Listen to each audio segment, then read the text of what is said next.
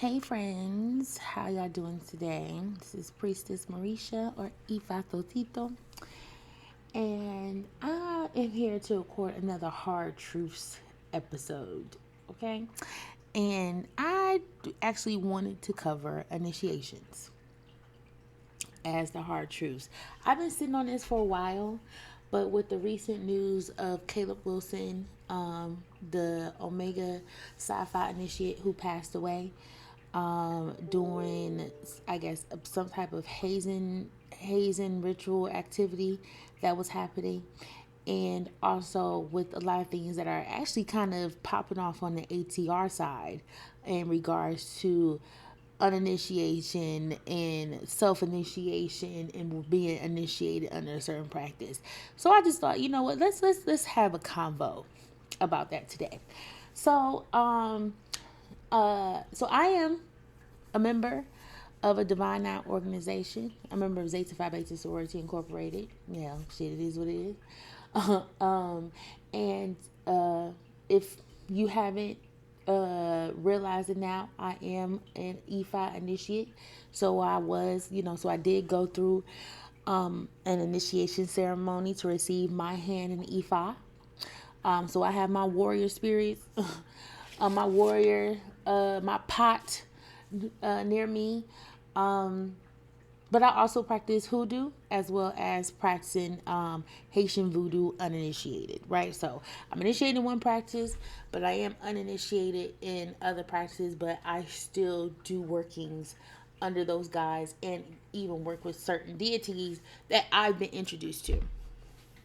Um, and I will say there's a lot about these organizations and even these spiritual practices that honestly you really don't know until you get into the practice, and you kind of almost realize that the things that you thought about was what this organization was or these practices was is completely different,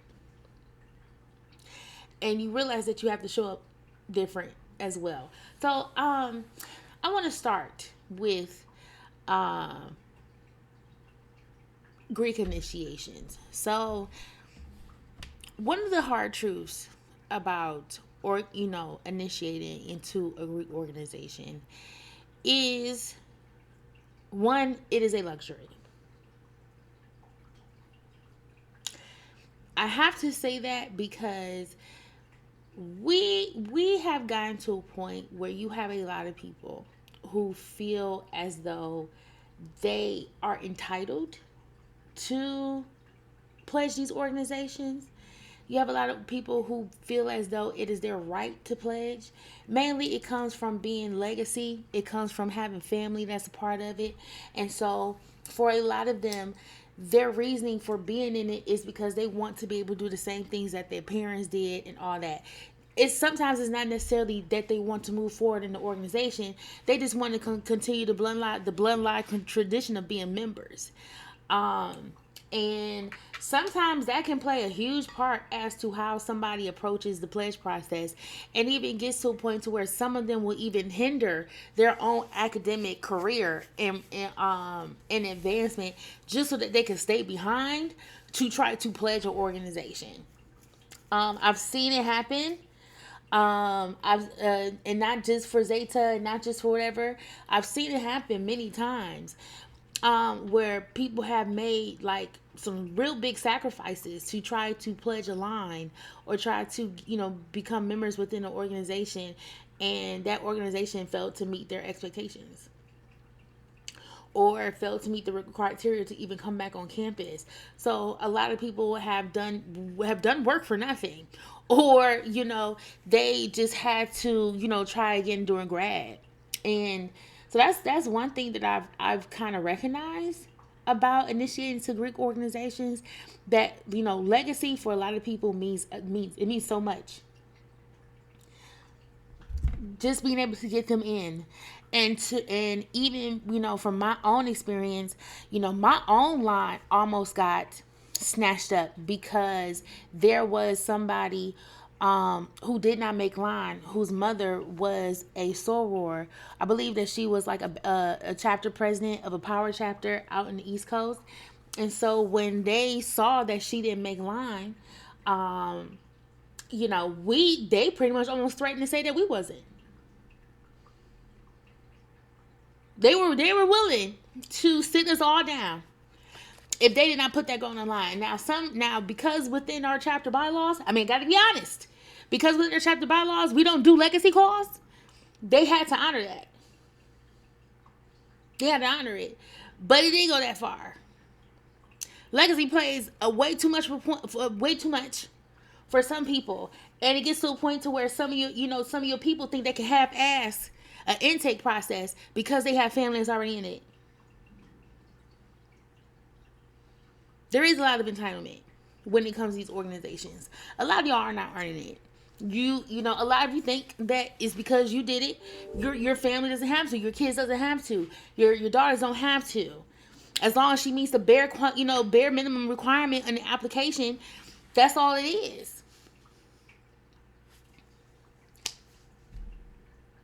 And honestly, you low key kind of see that shit in ATR too. Because my mama did it. Everybody and their mama got to get is initiated. Is deserving to get initiated. Deserving to do that. No. That's how it works. But that's one of the hard truths. That you got a lot of people up in this bitch who just doing it because their mama did it. Who's doing it because their daddy did it. They're doing it because of that. And, and of course this is aside from what's happening down there in Southern University, but this has literally become the culture of Greek initiations, of joining Greek letter organizations, that you just have people who are willing or who want to feel like they are entitled to certain spaces because this is where, this is something that their family once did. And that ain't another case too. Another thing about Greek letter initiations is the falsehood of the falsehood of sisterhood. Let me tell you something, or brotherhood. One thing that is about initiation processes and this whole idea of being one and all that, you have to kind of know that shit is being built off trauma. It's being built of having to build camaraderie and community in very harsh situations sometimes. And while for some it can help build that grouping of, because we went through something together, it bonds us. But sometimes that, we went through something is kind of probably one of the reasons as to why y'all not functioning together well. The true sisterhood and true brotherhood really comes with how you choose to operate within an organization. It has absolutely nothing to do with the initiation process. The real work, the real relationship comes after. It comes, how are you able to maintain and get to know each other once you guys both have these letters? What work was done to kind of deconstruct how we did build our relationship till now we're able to wipe the slate clean and we can rebuild of a sisterhood, an actual friendship off the foundation of us having to go through this process together. I can even use my own experience. Like, as of right now, I do not have a relationship with my line sisters. There are a few that I will reach out to or don't mind talking to that. But as a collective, I've made a decision to step away from my own line sisters. And the reason for that is because I had to be kind of honest myself, was that I'm not friends with y'all. And we're not friends. And while we are members of the same organization, while we came into that, I have come to a point to where I realize that there are a lot of people who really just do not know me. And I have kept up camaraderie with people, and especially even within my own organization, that do not know me. I have kept up connection and access with people who have not even taken the time to get to know me. They know me for what I can do for them, but they don't necessarily know me. And these are people who I have called my family damn near for almost 15 years. But these people do not know me.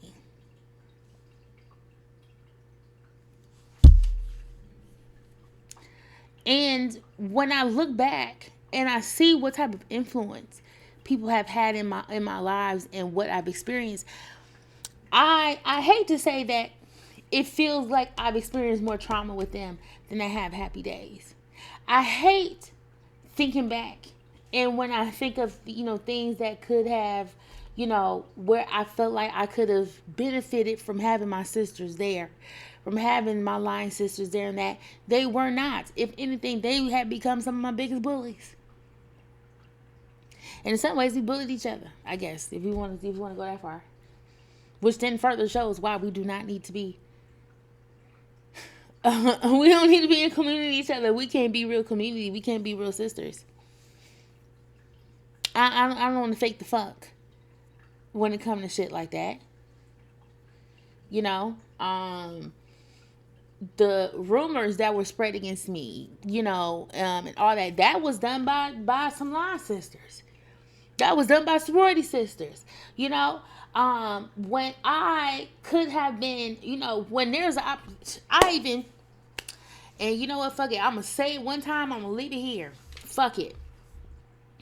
I remember going to an Omega party. And it was me, it was my line sister, and it was a pro fight. When we got there, Megas was cool, wasn't nothing wrong with them, and when, they're very welcoming, had no problem, all those good things. But my line sister at the time, because we had just crossed, she was really full of herself. Just keep it buck. She was really full of herself. And when she had realized that the Omegas that was at the party weren't at the same chapter, they didn't pledge the same chapter we did, she thought it was cute to kind of brush them off. Like, oh, y'all, oh, I thought y'all was this chapter. Oh, I thought y'all was this. It was real disrespectful. It was disrespectful. And I remember there was one of them that came up to me very randomly. And he said, I want you to be careful because your line sister is about to get you into some trouble that you ain't trying to necessarily be in. What the fuck is that supposed to mean, right? First of all, how the fuck am I in trouble? I wasn't even the one that said the shit. But apparently, it went from, to get her back, we're going to get her a sister. I didn't necessarily, I don't necessarily understand that shit either. So that's why I said, low key, both of y'all can go to hell. It is what it is.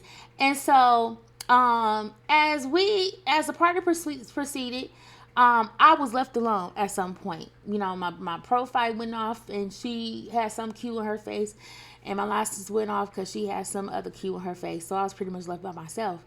And so one of the Megas came up to me and was just like, they had a room upstairs where it was like a little kit pack section.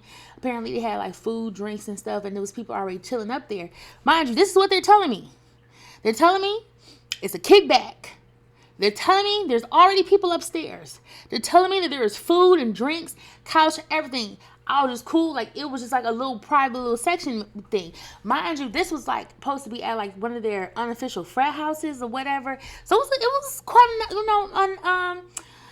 a big amount of people who were there. So I remember going there. I remember going inside the house, walking up the stairs, and I turned around and I noticed that there were men following me.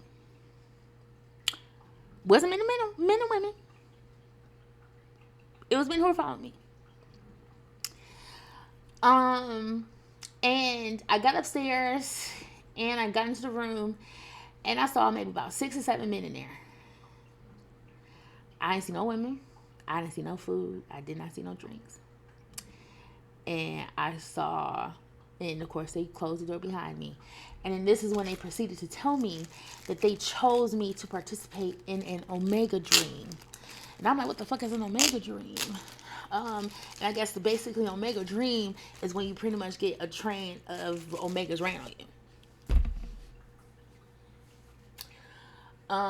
And I remember them basically, and it's so crazy because I know the face of the kid who's doing all the talking, and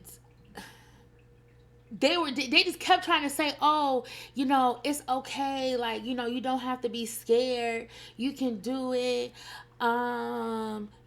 Like your lines, you guys other sorority sisters and line sisters that's already done this. And I'm sitting there looking like, who are the ones that already did it?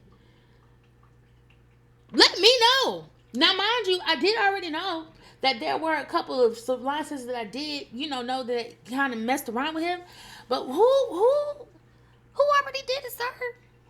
Now, while he's up here trying to convince me that I needed to be, that I, can be cool with letting niggas run a train on me, I'm looking in the corner, nigga. I'm like, bro, everybody in this room is not in college. These men were in business suits. They had to be at least in their 30s, 40s, probably one was creeping on 50. Like, y'all literally was at this party. Y'all were going to literally watch me get fit around here. I'm just like, not playing. So then, of course, while all this is happening, my phone is ringing. It just so happened to be my line sister. So first they took the phone away from me. They didn't want me to answer the phone. And then when she kept calling, they finally answered. And then they told her where I was. And then, of course, she came in. And so then, of course, they tried to, like, do a little tag team to see if they can kind of get us both or whatever. And one of them did kiss me. Kiss me on the lips or whatever. But that's how far it went. And like, by the time she got up there, a lot of the Omega started leaving because they could tell that I didn't want to do it. Like, and it was making me nervous and I was scared. One of them, especially, he had on business too, and he was like, oh yeah, she ain't gonna do it. No, they ain't nothing gonna happen. She ain't gonna do it. Yeah, I ain't gonna do it. Nigga, what? And then at the time, I was still a virgin too, so it was just like, I was not about to give up my virginity on an Omega train. Have you lost your fucking mind? No, sir. So that's why I'm like, bro, thank God that shit did not go further than what it was. Like, thank God that, I at least give it to them that they were doing more so heavy persuasion than it was kind of like a forcing, if that makes sense. Is it predatory behavior? Yes, it is very fucking predatory. And I don't condone that shit. And I'm gonna need y'all to stop that shit if that's what the fuck y'all doing. Don't sit up here and want to corner bitches and sit up here and see if you want to get a train ran on you. Motherfucker, get the bitches that got their hand raised for that. Not try to get the train as a fucking punishment for the next bitch. Does that even make any sense to y'all?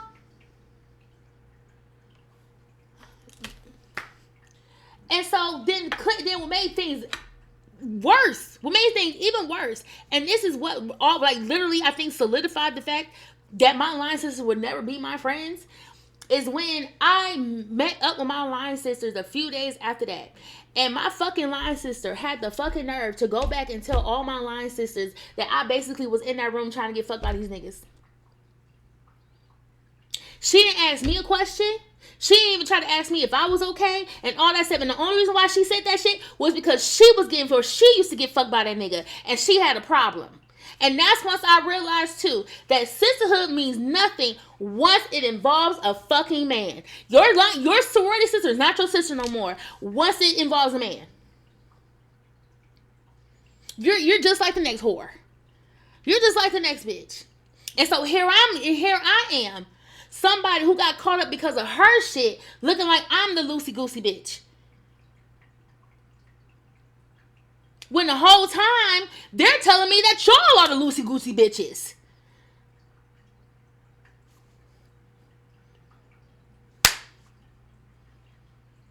That's what sucks. That's what really sucks.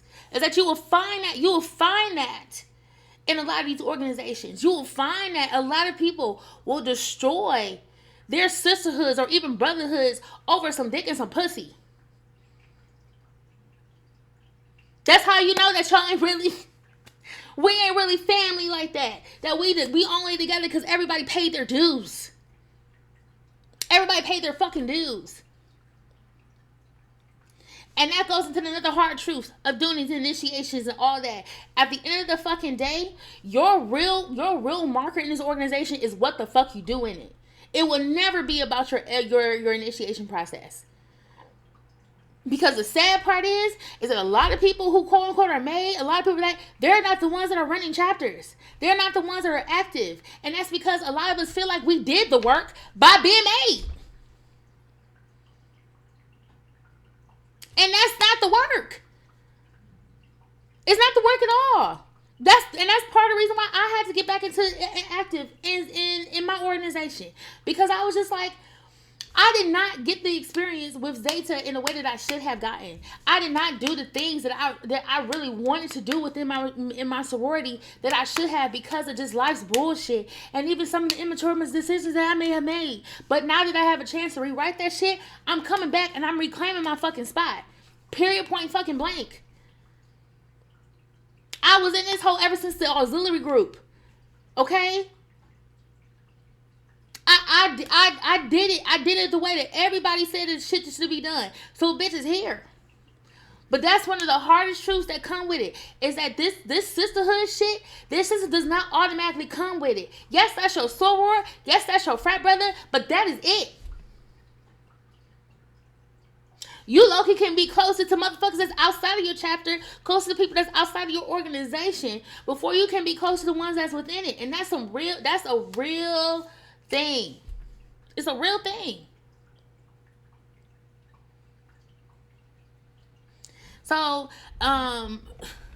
that's why I do think that actually there needs to be just a whole, like an entire overhaul of how we do the actual process. Because at the end of the day, if the real work ain't gonna be done until they get into the chapter, then what the fuck are we hazing for? What the fuck are we doing half of this shit for?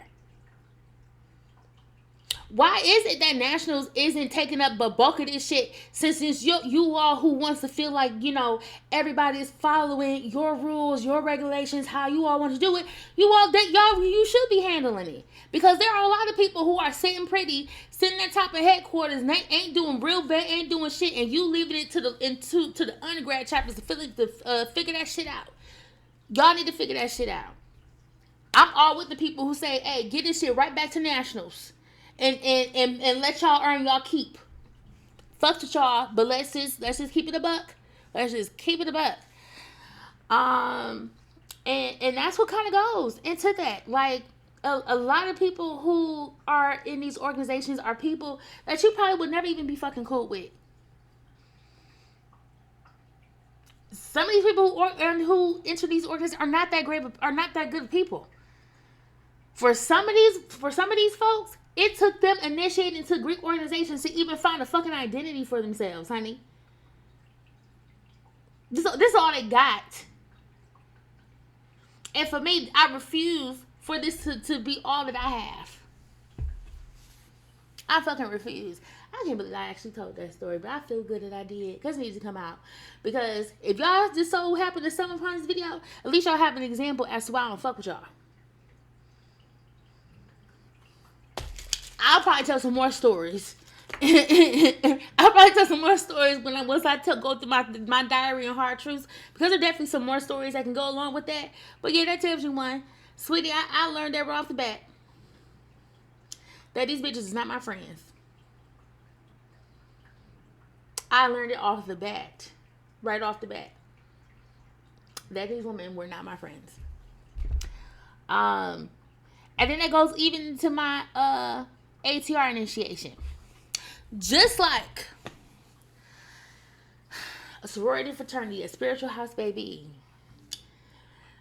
they are not all built the same. They are not all built the same. So when I came into the into the practice, I actually was going to initiate under Haitian voodoo first. However, the person that I was going to initiate under, I chose not to stay under the house. I'm actually really happy that I chose not to stay under the house, because that just so happens to be the group or the leader that decided to throw hex work at me, because I decided not to stay. And not only that, because I had decided to also initiate into another house that just so happened to be somebody that left their house as well. Um, and um, the hard truth about doing ATR initiations is that you will find that a lot of people only really care about initiations.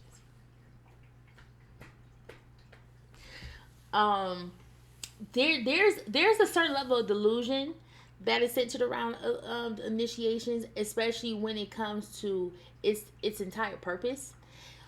And the purpose of initiation is really supposed to be you learning about your destiny, learning about your path, learning about the spirits that are working with you, so that you know how, and so that you know how they are operating your lives, and how, working with them will help kind of aid you in those progressions. So everything isn't necessarily about who has your head, because that's why a lot of people want to initiate. People want to initiate because they just want to know who the fuck who's the who they can be the child of. And then and that's where it can kind of get kind of fucked up, because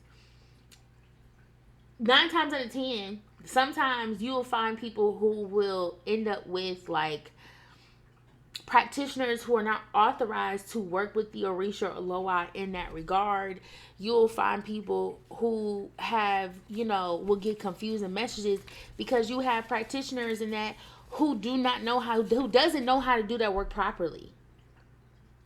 And they're only really doing the work is because they know how popular or how high the demand is in people wanting to get certain initiation rites, i.e., finding out who is your head. And then what makes it even worse is that that's where a lot of the uninitiated people come in, and then they try to push this rhetoric that, oh, you don't need to be initiated in order to find out this information. Oh, you don't need to be, initiated to find this information, which that's not even the case.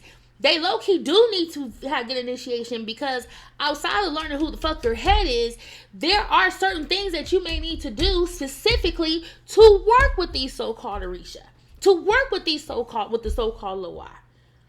So it's like, yes, this person may walk with you, but then this deity may want you to do specific things in order for you to help build up your relationship with them that could be completely different than the next said person. But of course, an uninitiated person would not be able to know that shit.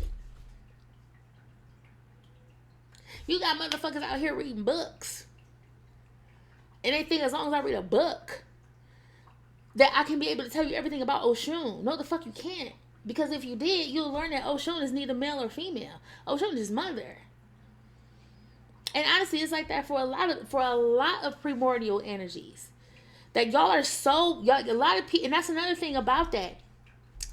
A lot of people have allowed this whole initiation or self-initiation or whatever cause people to put all these human characteristics or human conceptualizations of the Orisha, of the Loa, and that shit ain't, and that's not what it is. They don't operate like you and me. And it's sad that initiations and other things have been played with to make people believe that that's all it's for. That's all it is. And that's not all the fuck it is. Another harsh truth about initiation is the fact that a lot of y'all are going to people who you have no business being initiating through. Some of us are not taking our time. Some of us are not learning about the mentor, learning about different mentors. Some of us are not waiting on our ancestors in order for them to guide us into the right space. And sometimes our ancestors will put us in the right space just to initiate. I will give you that too. that will put you in a space just to initiate, then it may be time for you to move on. And that's because at that time in that season, this was the person who I guess was ready, or that could have been able to do that, particular work for you. However, it is definitely something to know that, like, getting into these practices, that a lot of people are very centered around trying to gain a fucking title.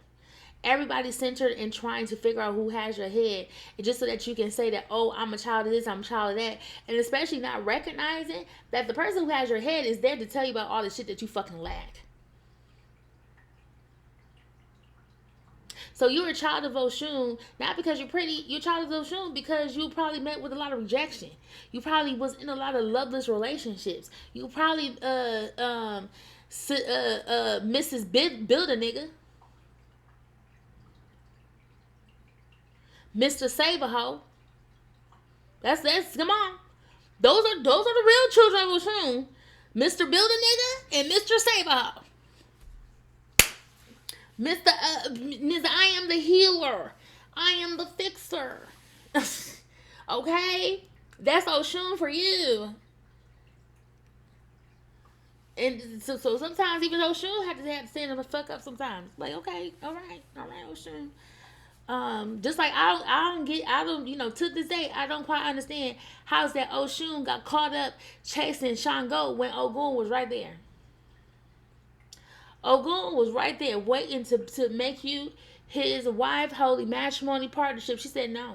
She wanted to chase a motherfucker who liked to lay kids all around. Not only that, had her caught up in a third party situation with Oya. So that's why it's just like, if you really want to talk about Oshun, if you really want to talk, we really want to. Her story can be pushed to where it's like, yeah, I can see how I ended up being a child. I can see how I ended up being a child of Oshun. It be like that. But that's the whole thing with initiation. Let me tell you something about my whole initiation thing. So of course, I initiated into E5. So the house that I ended up, or the coven that ended up going under, she was the apprentice to the Eon E5 that I was, I guess you could say, the group that I was working under associated with. So there was like three pillars. It was Haitian Voodoo, it was E5, and it was Southern Hoodoo. I first started off on the Southern Hoodoo track, but then I went over to the Haitian Voodoo group. But then of course I had did some work with the E5 group as well. So I was familiar with my godmother in a sense of, that's who she was partnering with. And so I had left the group maybe about 3 months prior after doing like an Azurli Don Thor prosperity ritual, which they pretty much told me, like, bitch, you got 3 days to leave this spiritual group because ain't shit here for you. It's time for you to go. And in 3 days, I fucking left. And it's so wild because about maybe 3 or 4 months after that, that's when I saw the post from my godmother saying that she was leaving the group and that she was no longer associated with the Iani Fund that she was working under. And that was that. So she, of course, started her own mentorship program, and I had sought, refuge under her program because at that time I didn't have anybody to necessarily work under, nor did I have a spiritual community that I felt like, I could associate with, find protection under, and all that. So after about maybe like 6-8 months, I worked with her. I was kind of hot and cold because at that point I had some trust issues. I ain't gonna hold you. But I had, but she was someone that I trusted enough to at least go to her space to find more information. And so at the time, she was, of course, doing Ileke ceremonies. For those that wanted, to be baptized into the religion. Now, of course, Ileke ceremony is not initiation. Ileke ceremonies is basically, you acknowledging that you want to be a part of the community and you are, yeah, I would say basically baptized. It's I kind of call it like an E5 baptism in a way, where you're able to that and you get like renamed, you get your like you find out about the energies that do walk with you at the time, but you're not receiving your hand of E5. You just know about your family line and just different and who are the spirits who are just currently with you, not your bloodline, not who got your head, but who's currently with you, and in ways that you can work with them. So you may have Orisha that's currently walking with you because they want to help you with your money. You have one that's helping you because they want to help you with your fertility. Like there's just different reasons.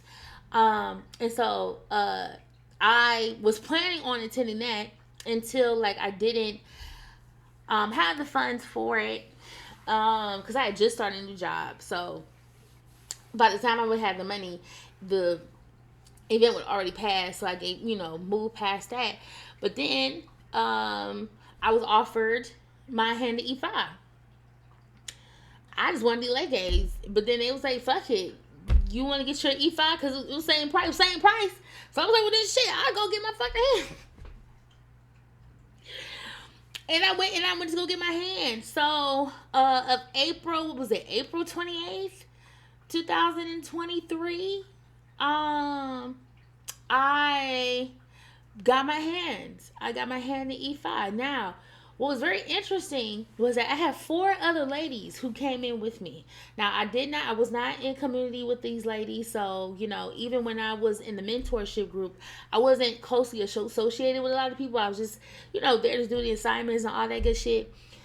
But they had known each other and they had a camaraderie with, each other and all that shit. So, whatchamacallit? So what we had the ceremony, and it's like for the first time I was like, yo, I actually met like women who are just as crazy and quirky as I am and all that stuff. We was talking about, like spirits and spiritual work and all that stuff.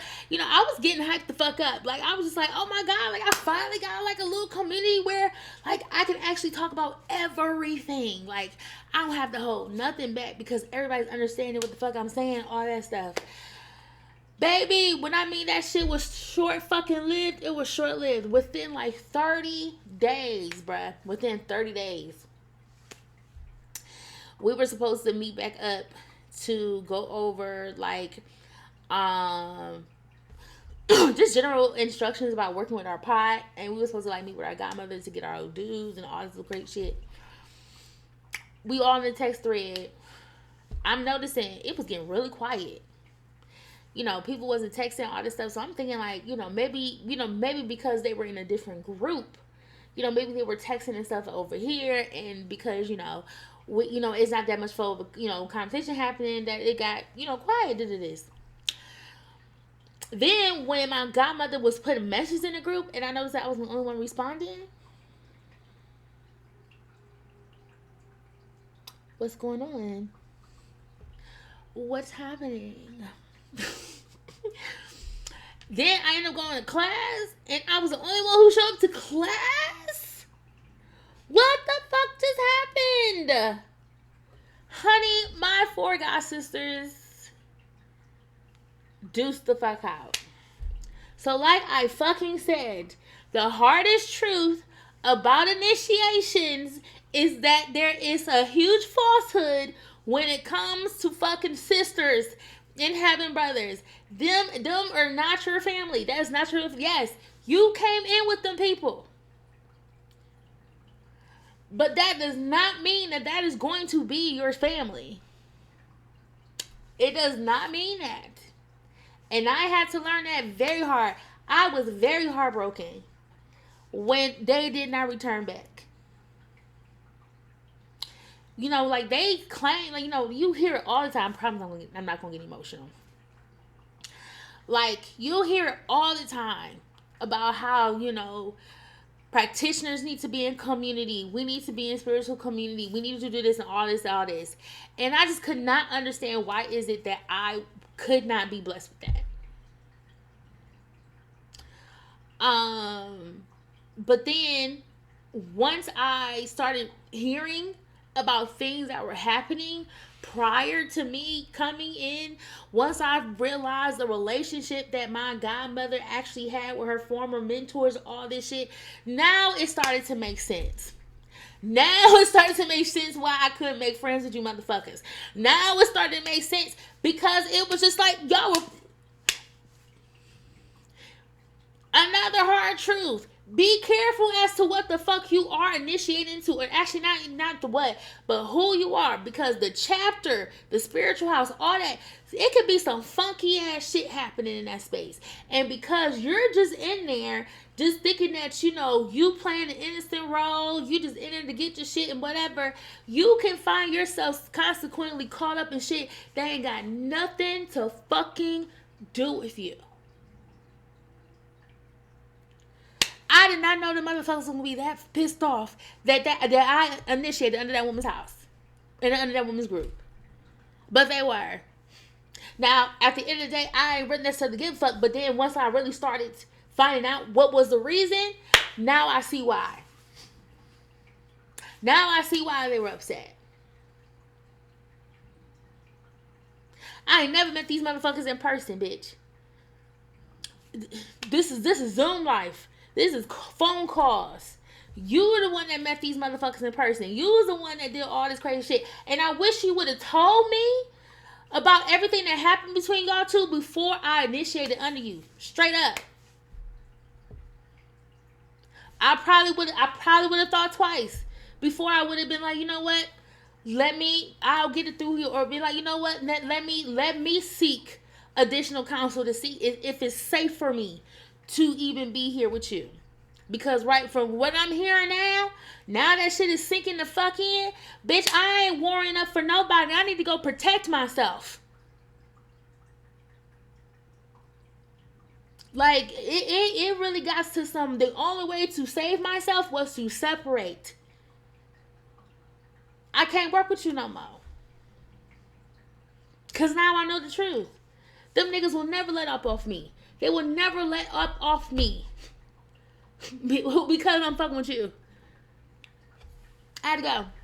That's some of the hard truths about initiations. Some of the hard truths about it. That you are really, you really can enter space with some motherfuckers that do not use their power for good things. And you have to be careful to not get caught up in that shit. Because fucking around with them will make this shit not worth it. But this shit is worth it. And I'm glad that I did not lose that, you know, with everything that was happening.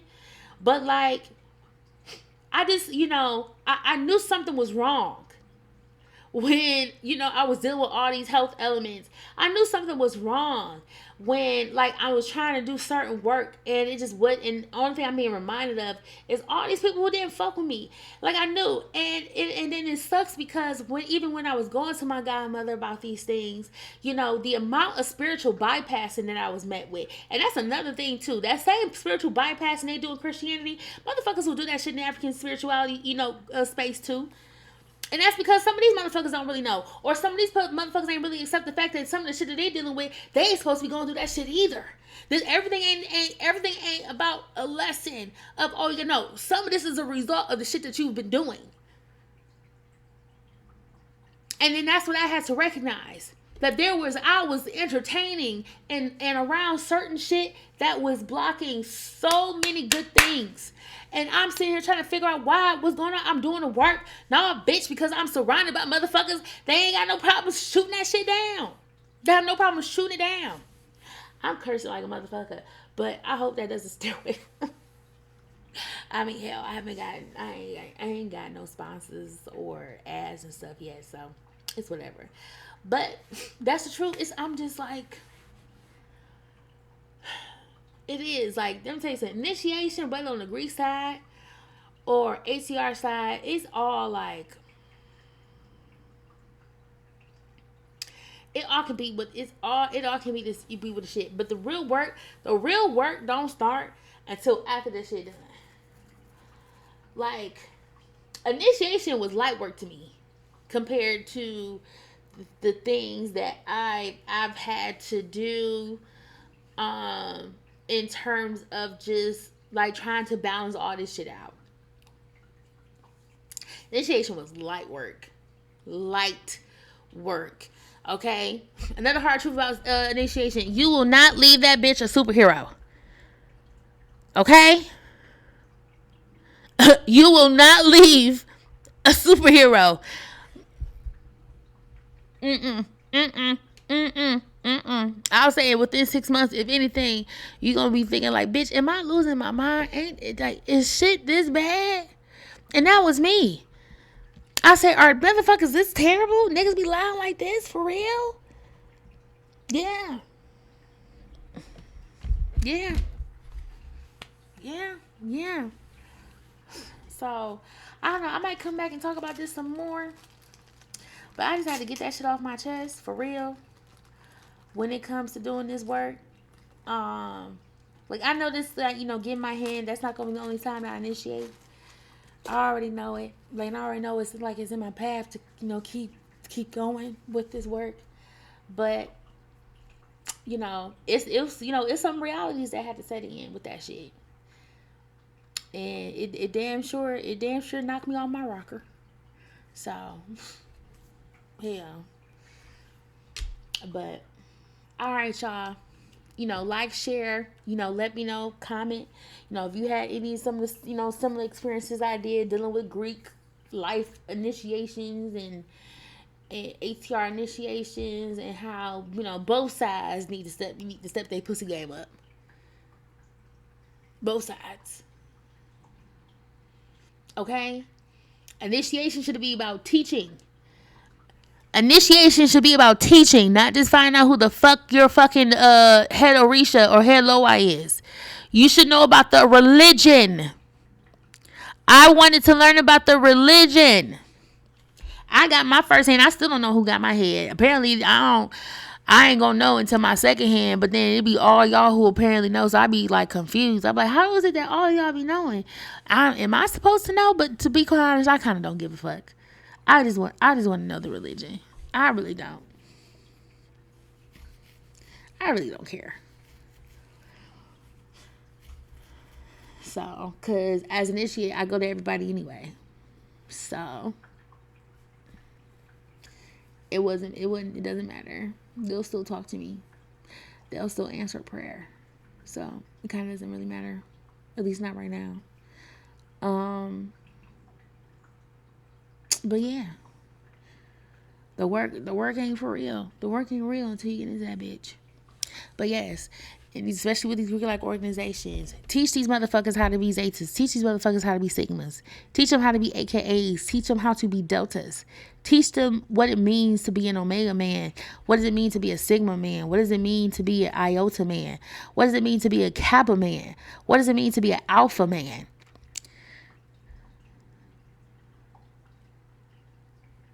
You gotta teach these motherfuckers these. This is what it is. This is how you keep the legacy alive.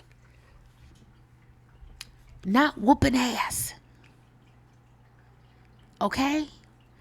That's the last. How do your people know how to run a chapter meeting? Do they know how to put together a service project? Do they know how to put together a marketing campaign?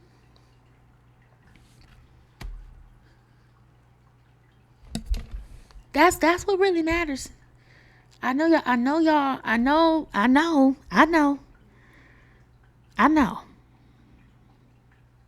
But that's what really matters. And to be quite honest, if we really want to be cute with it, low key, pledging hazing card and haze and stuff, that's tiring. How much I bet if we really stop this shit, it'd be so many people that can get sleep now. Niggas ain't hanging out till 4 a.m. Okay, let me stop. All right. Peace and love, y'all. I'll see y'all later. Bye.